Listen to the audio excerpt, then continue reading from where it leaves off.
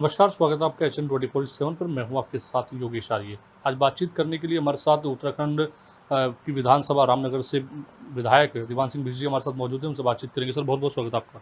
धन्यवाद। सर, मोदी सरकार के 11 साल पूरे हुए हैं, उसको जो है सेवा सुशासन और गरीब कल्याण के लिए जो है मना रहे हैं। किस तरह के कार्यक्रम जो है पार्टी लेवल पर अब जो है आयोजित किए जा रहे हैं? सबसे मैं पहले अपने यशस्वी प्रधानमंत्री नरेंद्र मोदी जी का इन 11 सालों में सेवा सुशासन गरीब कल्याण के लिए जो योजनाएं लागू, उसके लिए बहुत बहुत आभार और धन्यवाद करना चाहता हूँ। आज सारी जनता उन कार्यक्रमों की ओर देख रही है कि जिस प्रकार से सरकार ये कार्यक्रम चलाई है। तो इन 11 सालों में जिस प्रकार से आज जो समाज का अंतिम व्यक्ति है, जिसको हम अंत्योदय भी कहते हैं, उस तक योजनाओं का लाभ पहुंचाने का काम किया है। तो इन 11 सालों में नरेंद्र भाई मोदी जी के नेतृत्व में इस सरकार ने किया है। और जो उस गरीबी व्यक्ति को जो अंतिम पायदान पर बैठा है, जिसको शिक्षा की आवश्यकता होती है, स्वास्थ्य की आवश्यकता होती है, पेयजल की आवश्यकता होती है, विद्युतीकरण की आवश्यकता होती है, तो इन 11 सालों में उस व्यक्ति तक उन योजनाओं को पहुंचाने का काम इस सरकार के माध्यम से हुआ है। और आज 23 करोड़ लोग जो गरीबी रेखा, पहले गरीबी हटाओ नारा होता था, लेकिन पहली बार गरीब लोग जो गरीबी रेखा से ऊपर आए हैं, तो 23 करोड़ इन योजनाओं के कारण आए हैं। उसके लिए हम नरेंद्र भाई मोदी जी का बहुत बहुत धन्यवाद करना चाहते हैं।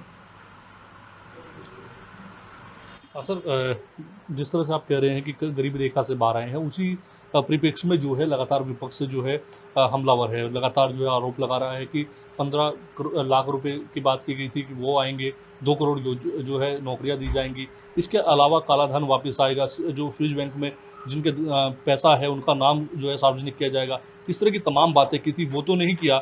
इस तरह के आरोप जो है लगातार उनकी तरफ से लगाए जा रहे हैं। देखिए, विपक्ष के पास कहने को कुछ नहीं है, अनर्गल बयानबाजी करते हैं। जहाँ तक 15 लाख के खातों में आने की बात, लोगों के खातों में आ रहे हैं। अब डायरेक्ट तो नहीं आता, जिस प्रकार से आना चाहिए, सब्सिडी के माध्यम से, अन्य सुविधाओं के माध्यम से, आयुष्मान 6-5 लाख तक का इलाज हर व्यक्ति को दिया जा रहा है। शिक्षा के क्षेत्र में फ्री में सारा जिस प्रकार, तो ये सभी उसी का है। अब उसको दूसरे ढंग से लोग कह रहे हैं, तो वो उनकी सोच है।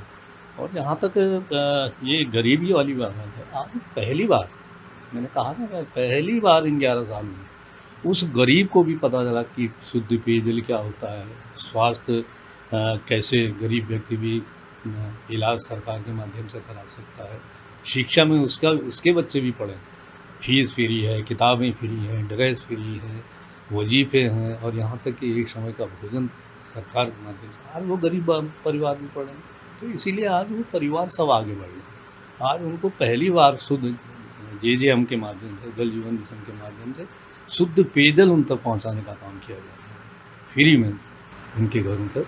तो आज सरकार की जिस प्रकार से योजनाएं हैं, उन योजनाओं के कारण आज बहुत तरक्की की है गरीबी में। आज वो भी बहुत गरीबी रेखा से ऊपर आए हैं। तो ये सारी योजनाएं, विपक्ष का तो कहना है तो कहते रहेंगे।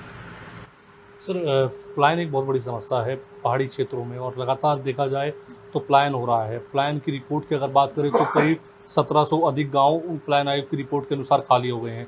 आपको नहीं लगता एक बड़ी चिंता की लकीर जो है वो खींच रही है सरकार के माथे पर, और अगर समय रहते इस पर काम नहीं किया गया तो आने वाले वक्त में ये समस्या और बड़ी चुनौती बनकर उभरेगा?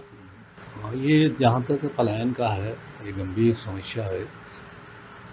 आज जिस प्रकार से पहाड़ खाली हो रहे हैं, एक चिंता की बात है, क्योंकि सीमाएं हमारी सारी जो हैं, क्योंकि पहाड़ से लेंगे, अगर पहाड़ के गांव खाली हो गए तो ये कहीं ना कहीं हमारी सुरक्षा को भी नुकसान पहुंचा है। आज सरकार ने कोशिश कर रही है कि पहाड़ों को सड़कों से जोड़ा जाए। वहाँ की जो दिक्कतें हैं, पानी की दिक्कत है, स्वास्थ्य की दिक्कत है, शिक्षा की, तो आज सरकार इन चीज़ों को आगे बढ़ा रही है। और जो कृषि के माध्यम से अभी नया जो कृषि में आ रहा है, तो उसमें कि ध्यान दिया जा रहा है कि कृषि पर ज़्यादा ध्यान दिया, जिससे कि वहाँ जो कृषि जो पहले से हम लोग जब पहाड़ों में रहते तो हमको दिखता था, जब बच्चे थे तो अनाज रखने की जगह नहीं होती थी। लेकिन आज वो स्थिति नहीं है। आज उसको कैसे ठीक करा जाए, तो सरकार के माध्यम से बहुत सी योजनाएं बनाई जा रही हैं। बहुत से हमारे जो ठीक ठाक लोग हैं आज पहाड़ों में, सरकार ने कहा है भी रोज़गार मत लो, रोज़गार देने की बात हो। हम ऐसे बने कि हम कुछ ऐसा काम करें जिससे कि पहाड़ के लोगों को रोज़गार जो वहाँ टिक सके। तो आज सरकार बहुत सी योजनाएं ऐसी रोज़गार से कृषि के माध्यम से, पर्यटन के माध्यम से, अन्य माध्यमों से इसको कि कैसे पलायन रोका जाए, तो और इसको हमको ध्यान देना पड़ेगा। ये पूरे केवल उत्तराखंड का ही नहीं है, जो हमारे ये परहंती जो सीमा क्षेत्र के जो 7 सीटर जो, तो इनमें भी इन चीज़ों को, पलायन को रोकने का काम करना पड़ेगा। जैसे हिमाचल में मैं एक बार गया था, हिमाचल में लोग बाहर नहीं जाते हैं। आज हिमाचल में जिस प्रकार से वहाँ लोग ज़मीनें बना रहे हैं पहाड़ों में, आज वही स्थिति है यहाँ भी। हम लोगों को इस प्रकार का माहौल बनाना पड़ेगा कि वहाँ के जो लोग रहते हैं, जो वहाँ रहना चाहते हैं, लेकिन इसी कारण से कि जो रोजी रोटी है वो वहाँ नहीं होने के कारण तब बाहर निकलता है, उसको हम कैसे रोजी रोटी दिलाएं, कैसे उसको वहाँ सुविधाएं दें सब्सिडी के माध्यम से, वो अन्य तो ये हमको करना पड़ेगा। सर, जिस तरह से अभी हाल ही में प्रधानमंत्री नरेंद्र मोदी जो है जब यहाँ उत्तराखंड आए तो उन्होंने कई जो है कहा कि पर्यटन को बढ़ावा देने के लिए कई ऐसे काम जो है वो किए जा सकते हैं, चाहे वो वेडिंग के क्षेत्र में हो, चाहे वो अन्य क्षेत्र में हो, फिल्म सिटी के क्षेत्र में हो। आपको नहीं लगता उस क्षेत्र में और अच्छी दिशाओं में काम करने की आवश्यकता है? और सबसे महत्वपूर्ण, जहाँ पर पलायन हो रहा है वहाँ के ऐसे क्षेत्रों को खंगालने की आवश्यकता है जहाँ पर अच्छे से अच्छा पर्यटक स्थल उसको बनाया जा सकता है, ताकि वहाँ के जो युवा है वो वहीं पर अपने रोजगार के माध्यमों को ढूंढे। ठीक है, माननीय प्रधानमंत्री जी का, उनको भी पूरी जानकारी उनके ध्यान में रहता है, तो इसीलिए उनका ध्यान जो पहाड़ में हमारे यहाँ अभी अब हरसिल में आए थे, रोपवा में, तो इसी कारण से कि यहाँ पर्यटन बढ़े और पर्यटन बढ़ा भी है। और आज हमको हर क्षेत्र में, जैसे अभी आपने कहा स्केटिंग है, जैसे हमारे ओली क्षेत्र है या अन्य क्षेत्र हैं, उसमें भी, और हमें जैसे हम वाइल्ड लाइफ के माध्यम से भी याद कर रहे हैं, तो हमारे रामनगर और रामनगर का आसपास का जितना भी इलाका है, आज सब पर्यटन उसी पर्यटन पर आज विकसित है और वहाँ के लोगों को रोज़गार मिल रहा है। अन्य लोग भी, बाहर के लोग भी, जिस प्रकार से वहाँ होटल है, होम स्टे है, सरकार उसमें भी बढ़ावा दे रही है, होम स्टे के माध्यम से बढ़ावा दे रही है। जैसे पहाड़ों में पुराने मकान हैं कि हम लोग अपने उनको जो सरकार के से सहयोग मिलता है सब्सिडी के माध्यम से या अन्य सपोर्ट के माध्यम से, तो आज सरकार उन चीज़ों को कर रही है और बढ़ावा दे रही है। हॉर्टिकल्चर हब की जो है अभी हाल ही में केंद्रीय कृषि मंत्री शिवराज सिंह चौहान ने बात की। आपको लगता है कि अगर इस क्षेत्र में काम होता है तो निश्चित तौर पर जो है तस्वीरें बदलेंगी, अंतर्राष्ट्रीय स्तर पर अगर बाजार जो है कृषि क्षेत्र में उपलब्ध होंगे तो कृषि क्षेत्र में भी काफ़ी बढ़ावा मिलेगा? निश्चित शिवराज सिंह चौहान जी ने जिस प्रकार से यहाँ ये वर्चुअल में भी हम लोगों से भी बातचीत हुई, तो जिस प्रकार से उनकी सोच है, जिस प्रकार से वो कृषि को बढ़ाना चाहते हैं भौगोलिक परिस्थिति के अनुसार, वातावरण के अनुसार, उसको जिस प्रकार से उन्होंने विस्तार से बताने की कोशिश की है, मैं सोचता हूँ कि अगर इस और हमारे कृषि मंत्री गणेश जोशी जी भी उसको ध्यान दे रहे हैं, उन कई बार वो भी मिल चुके हैं माननीय चौहान जी से, तो मैं सोचता हूँ कि अगर इस और सरकार ने बजट में भी इस बार उसको किया है, तो इसलिए कृषि की जो है उसको हमको बढ़ावा देना ही पड़ेगा, विशेषकर पहाड़ों में, क्योंकि कृषि पर ही हम आगे बढ़ सकते हैं। हम जो हमारा डेयरी का उत्पादन है, दूध, ये सब कृषि से ही संबंधित है। तो मैं सोचता हूँ हमारी जो दवाइयाँ हैं, क्या जड़ी बूटियाँ हैं, ये सब इसी के माध्यम से उनकी क्या है खेती की जा सकती है। आज शर्ट में हमारे यहाँ किया भी जाए, लेमन घास के वहाँ बड़े बड़े क्या कहते हैं खेतों में लेमन घास लगाएगी, तो इससे माध्यम से भी हम इस क्षेत्र में जो हमारा पलायन है उसको भी रोक सकते हैं और इसको कृषि के पर विशेष ध्यान देना। सर, जिस तरह से विकसित कृषि संकल्प यात्रा जो है लगातार चल रही है, आपके क्षेत्र में भी इस अभियान के तहत जो है किसानों से आपने बातचीत की होगी, किस तरह की समस्याएं जो है किसानों के सामने आ रही हैं, वो उनके अगर जो बात करें, क्योंकि जो है कृषि संकल्प यात्रा की अभियान की जो शुरुआत है उसी मकसद से की गई थी, जो किसानों की समस्याएं हैं उनको जो है समझा जा सके। और हमारे प्लेन्स में तो दिक्कत इस समय थोड़ा वातावरण की है, जिस प्रकार से क्लाइमेट चेंज हो रहा है। आज लीची का मौसम जिस प्रकार से लीची, वो तो ये बारिश की वजह से थोड़ा, लेकिन जिस प्रकार से मौसम पहले आ रहा है उससे भी दिक्कतें हैं, और वो केवल इसीलिए कि वृक्षों की कमी के कारण, इसीलिए एक माँ के नाम एक वृक्ष लगाओ। तो और जिस प्रकार से आज जो मिट्टी की जांच होती है, आज हर पंचायत स्तर पर सरकार उसको कर रही है, और हर पंचायतों पर शिविर के माध्यम से कि उनको जो दिक्कतें हैं उनको ठीक करें। और जिस प्रकार से जो हमारे ये कीटनाशक दवाइयाँ हैं, इनकी उपलब्धता भी सरकार के माध्यम से की जा रही है। तो ये सरकार तो अपनी ओर से सारी सुविधाएं कर रही है, और किसान जितना मेहनत करता है उतनी लागत उसको मिलती नहीं है, लेकिन उसको और हमको ध्यान, इसीलिए आज किसान सम्मान निधि के माध्यम से उनको हम कर रहे हैं। अन्य बीमा, फसल बीमा योजना के माध्यम से जो उनको नुकसान है उनको हौसला है, तो आज ये सरकारों के माध्यम से करी जा रहे हैं। जगह जगह चौपाल लगाए जा रहे हैं, हर ग्राम पंचायतों में जो सेक्टर हैं उनके माध्यम से ये कार्यक्रम जागरूकता के लिए सरकार के माध्यम से चलाए गए। सर, प्रदेश में चारधाम यात्रा भी गतिमान है और आंकड़ा जो है वो 27 लाख के आसपास जो है दर्शन का पहुंच गया है, तीर्थयात्रियों ने दर्शन किया है। आप कैसे रूप में देखते हैं? देखिए, चारधाम यात्रा केवल अब धार्मिक नहीं है, अब पर्यटन भी आता है, तो इसलिए बहुत सा लोगों में उत्साह है इसके लिए। और सरकार ने जिस प्रकार से रोडों का चौड़ीकरण किया है, हाईवे बनाए हैं, टनल के माध्यम से बनाए हैं, सुविधाएं सारी दी गई, तो आज और ये प्रदेश के लिए एक अच्छी बात भी है, क्योंकि इससे रोज़गार उपलब्ध होता है, क्षेत्र का विकास होता है। आज जो हम पलायन की बात अभी कर रहे हैं, इस अगर हम 12 महीने जैसे कोई शुरुआत कर दी भी गई है, शीत में कालीन भी है, तो जो बाहर जो लोग जाते हैं तो वो पलायन भी रुकेगा, और क्षेत्र में जो आर्थिकी मजबूत होगी, जो अर्थ आएगा उससे लोगों की आर्थिकी भी मजबूत होगी, और उन आर्थिकी मजबूत के कारण वो अपने परिवार को पढ़ा भी सकते हैं, लिखा भी सकते हैं, अच्छे उसमें कार्यक्रमों में वो अपने को इन्वॉल्व भी कर सकते हैं। तो मैं सोचता हूँ कि ये पर्यटन के जिस प्रकार से किया गया है, आज आतंकवादियों ने तो कोशिश की थी लेकिन सफल नहीं हो पाए। आज लोग फिर भी जाए इतना, क्योंकि सरकार ने तुरंत एक्शन लिया था, अंदर जाके मारा था, उनका जवाब दिया था। तो आज पर्यटन के लिए लोगों में वो एक उत्साह है, उनको विश्वास है कि ये सरकार हमारी हिफाजत भी करेगी और पर्यटन को सुगम भी करेगी। तो मैं सोचता हूँ कि ये बहुत अच्छा जो हमारा चारधाम की यात्रा है, ये हमारे उत्तराखंड के लिए नहीं, हमारे पूरे देश के लिए एक वरदान सिद्ध होगी। सर, कांग्रेस जो है वो ये कह रही है कि लगातार जो बेटियों के ऊपर अत्याचार है वो भाजपा शासन में बढ़ा है, इसलिए बेटी उसको भाजपा नेताओं से बचाने की आवश्यकता है, इसलिए वो बेटी बचाओ अभियान की शुरुआत करने जा रहे हैं। आप कैसे देखते हैं उनकी इस अभियान को? देखिए जी, जहाँ तक बेटी का है, महिलाओं का है, ये भाजपा ने ही नारा दिया था, बेटी बचाओ बेटी पढ़ाओ। इतना बड़ा नारा है, बेटी बचाओ बेटी पढ़ाओ, बेटी को बचा के बेटी को इतना सक्षम करो कि वो अपने पाँव पर खड़ी हो सके।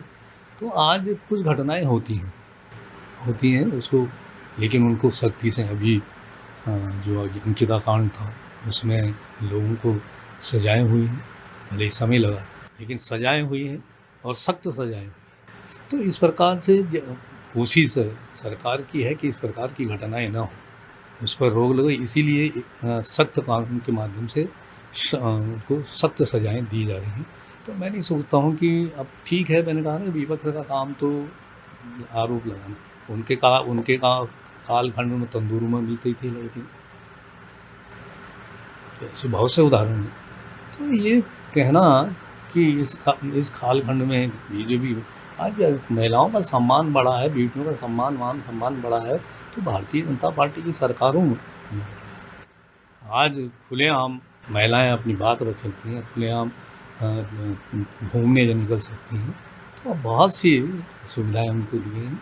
ये भारतीय जनता पार्टी और भारतीय जनता पार्टी का संकल्प है कि हम महिला सशक्तिकरण को मजबूत करेंगे, उनको हर सुविधाएँ देंगे और ये माननीय मोदी जी के नेतृत्व में हमारे प्रधान मुख्यमंत्री पुष्कर सिंह धामी जी भी उसी कार्यक्रम को कर रहे हैं। तो बातचीत का सिलसिला जारी है। फिलहाल वक्त हो चुका है एक ब्रेक का। ब्रेक के बाद फिर हाजिर होंगे और बातचीत का सिलसिला आगे बढ़ाएंगे। ब्रेक के बाद आपका स्वागत है और हमारे साथ जुड़े हुए हैं दीवान सिंह भिष्ट जी, जो भाजपा विधायक हैं। लगातार बातों का सिलसिला आगे बढ़ाते हैं। सर, बातचीत बेटी बचाओ की हो रही थी और ऐसे में अब जिस तरह से देखा जाए, हरिद्वार की जो घटना हुई है वो बहुत बड़ी घटना है। उस पर क्या कहेंगे? जो एक महिला ने अपनी बेटी को देह व्यापार में डाल दिया और मामला था वो सर, भाजपा नेत्री थी वो, जिन्होंने हरिद्वार में इतनी बड़ी घटना को अंजाम दिया। और मैं तो इतनी मुझे जानकारी नहीं है, अगर ऐसा हुआ है तो गलत हुआ है, उसके खिलाफ सख्त मुझे लगता है पार्टी ने निष्कासित भी उनको कर दिया होगा। अगर ये मामला है तो सरकार उस पर एक्शन लेगी। अगर भारतीय जनता पार्टी वाले भी अगर कुछ इस तरह की वारदातें करते हैं तो उनके भी उसी प्रकार से सख्त कार्रवाई होगी। जो कानून होगा उस कानून के तहत उन्हीं उसी प्रकार के उनको दंड दिया जाएगा। सर, सरकार में पहली बार ऐसा हुआ है कि भ्रष्टाचार पर कार्रवाई हुई है, बड़े स्तर पर कार्रवाई हुई है। आप कैसे देखते हैं, चाहे वो हरिद्वार की घटना हो, चाहे वो थराली की घटना हो या नैनीताल की घटना हो, तमाम मामलों में जो है सीएम जो है पुष्कर सिंह धामी का जो है बड़ा एक्शन देखने को मिला है। आप कैसे देखते हैं?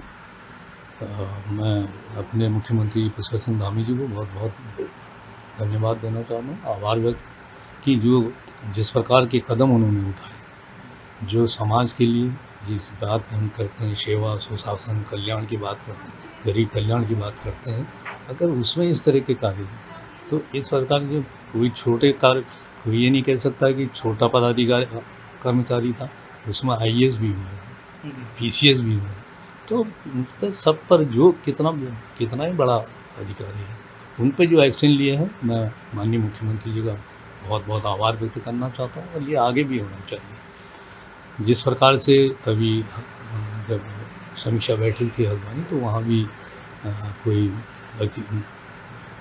ऐसी किसी उनका वहाँ के भदौरिया जी डीएम साहब, उन्होंने भी कहा उस बात को, तो तुरंत उन्होंने कहा था कि इसको सस्पेंड किया जाए और ये काम होने चाहिए। इस तभी संदेश नीचे तक जाता है। जो छोटा आदमी जिसको कहते हैं कि छोटे पे तो दंडित किया जाता है लेकिन बड़े को नहीं किया, लेकिन यहाँ जिस प्रकार से कार्रवाई की गई, बड़ों पे भी की गई है, बड़े से बड़े पे भी की गई, तो मैं सोचता हूँ कि ये बहुत अच्छा कार्रवाई है। लेकिन इस कार्रवाई के बावजूद भी जो है विपक्ष ये कह रहा है कि छोटी मछलियों पर कार्रवाई हो गई, लेकिन जो सफ़ेद पोश नेता थे, जो जिनके संरक्षण में हो रहा था, उनको बचाने का प्रयास जो है इस पूरे मामले में किया गया। देखिए, कोई सफ़ेद पोश होगा तो आएगा, क्योंकि कलम तो अधिकारी की चलती, तो अधिकारी पकड़ा जाएगा पहले। अधिकारी को अगर कोई काम सौंपा है तो उसे ये थोड़ी कि किसी के कहने पे कोई गलत काम है। तो मैं कहना चाहता हूँ कि अगर कोई सफ़ेद पोश भी लोग हैं तो वो भी नहीं बख्शे जाएंगे, कहीं न कहीं उनको भी दंडित किया जाएगा। और कहीं भी जिस प्रकार से माननीय मुख्यमंत्री जी के द्वारा इन भ्रष्टाचारियों पर अंकुश लगाया था, तो उन लोगों को ही अंकुश लगेगा। सर, जातिगत जनगणना जो है वो कराने की बात की जा रही है और अब जिस तरह से ये मुद्दा बड़ा चर्चा में आया, तो विपक्ष लगातार कह रहा है कि हमारे मुद्दे को जो है बिहार चुनाव में जो है घसीटने का काम भाजपा ने किया और ये हमारा मुद्दा था। हम लगातार कह रहे थे जातिगत जनगणना करानी चाहिए, तब तो मना करते थे, लेकिन अब बिहार चुनाव के दौरान इसको एक बड़ा मुद्दा बना दिया गया। देखिए जी, विपक्ष का तो नहीं करो तो नहीं करा, करे तो हमने कहा हमारा छीन। भाई, जब तुम भी तो सरकार में थे, तुम्हारी भी सरकारें रही, तब तुम्हारे टाइम पर तो जाति जो गणना है वो रोक दी गई। आज प्रधानमंत्री जी ने कहा कि हम जाति गणना कराएंगे, तो इनको तो धन्यवाद करना चाहिए। आज जिस प्रकार से उन्होंने, ये ठीक है, राजनीति अगर वो बात करते हैं, बिहार चुनाव तो हमेशा होते रहे, इसीलिए तो हम कह रहे हैं 1 नेशन 1 इलेक्शन करो ना, करें ना समर्थन।